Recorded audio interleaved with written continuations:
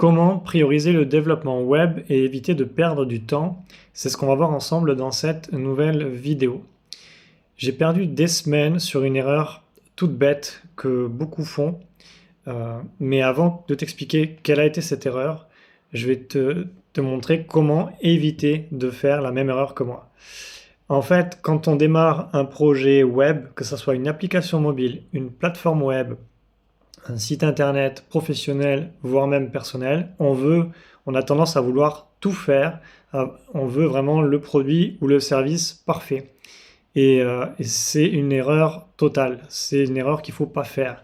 Donc il y a 3 points pour éviter de faire cette erreur. 3 points essentiels. Le premier, c'est de se concentrer sur votre MVP, votre produit minimum viable, c'est-à-dire sur la fonctionnalité, le service principal ou votre produit minimum qui fait que vos utilisateurs vont devenir vos clients et votre service ou produit va leur être utile.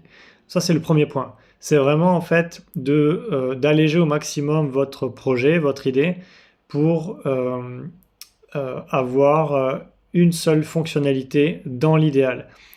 Quand bien même vous auriez un projet avec plusieurs fonctionnalités, il faut définir le minimum de ces fonctionnalités et enlever tout le superflu. C'est un vrai travail de fond et c'est le travail de base qui va vous mettre sur les bons rails pour commencer un projet sur Internet. Le deuxième point, ça va être de vous cantonner, de rester en fait focus sur le feedback de vos utilisateurs. Ça ne sert à rien de coder des choses que vos utilisateurs ne vont pas utiliser. Donc c'est tout le temps d'avoir du feedback, tout le temps d'être en lien avec vos premiers utilisateurs. C'est très important parce que il est très difficile d'acquérir des nouveaux utilisateurs et c'est plus facile de rester en contact avec eux et de leur faire des offres ou d'améliorer le produit ou service avec eux plutôt que d'acquérir des nouveaux utilisateurs et sans requérir leur feedback. C'est le meilleur moyen en fait de planter votre business, de planter votre projet web sur Internet. Et le dernier point en fait, ça va être d'éviter tout ce qui est inutile.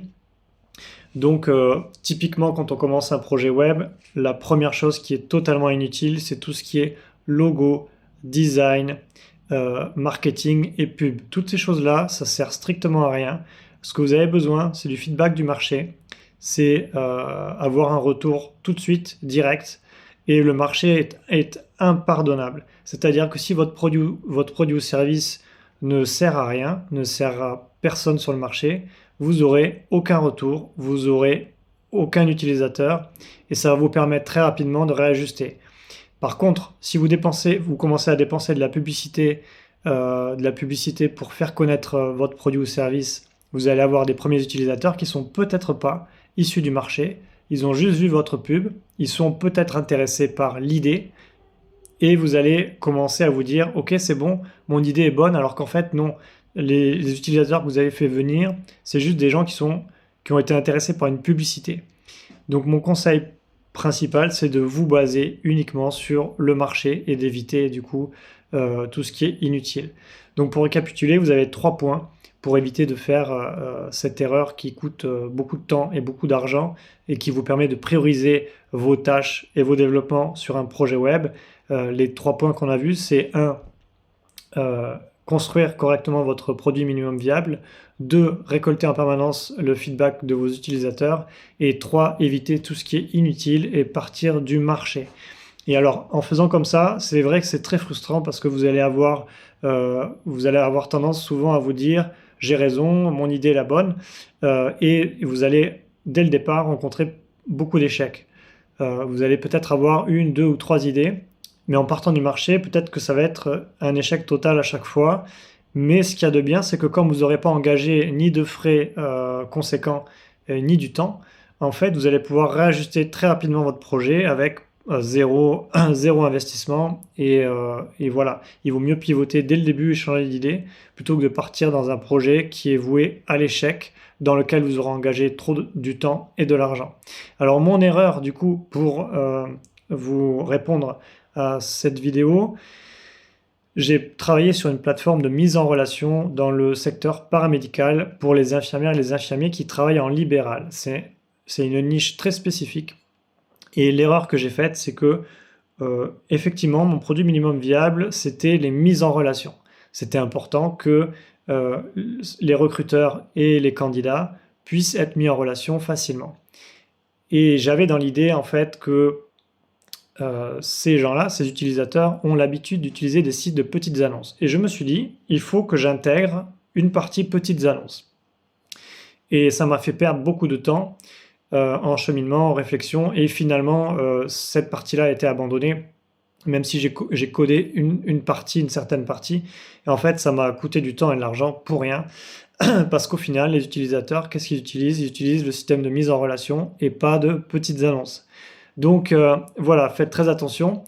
Il faut tout le temps faire simple, aller à l'essentiel, sinon vous allez perdre du temps et de l'argent. Et mon dernier conseil, vraiment, si vous vous lancez à partir de rien et que vous avez un petit budget, ce qui est la plupart du temps le cas de tout le monde, et c'est OK de partir comme ça, je vous conseille vraiment d'allouer un budget très faible, donc entre 500 euros et on va dire 1500 euros maximum, et de ne pas dépasser ce budget-là. Pourquoi?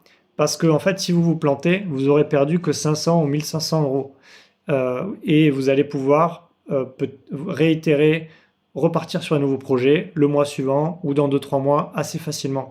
Tandis que si vous vous concentrez sur un gros projet d'emblée et que vous engagez beaucoup de frais, beaucoup de temps, beaucoup d'énergie, vous risquez, d'être découragé et vous risquez de ne pas pouvoir repartir, de trouver la motivation sur un autre projet.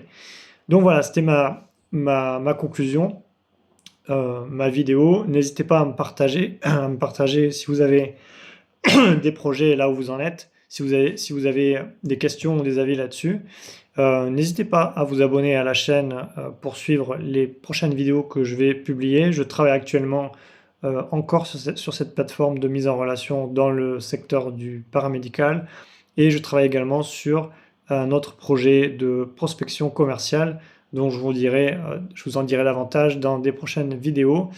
Voilà, n'hésitez pas à liker cette vidéo si elle vous a apporté quelque chose et je vous dis à très bientôt. Salut!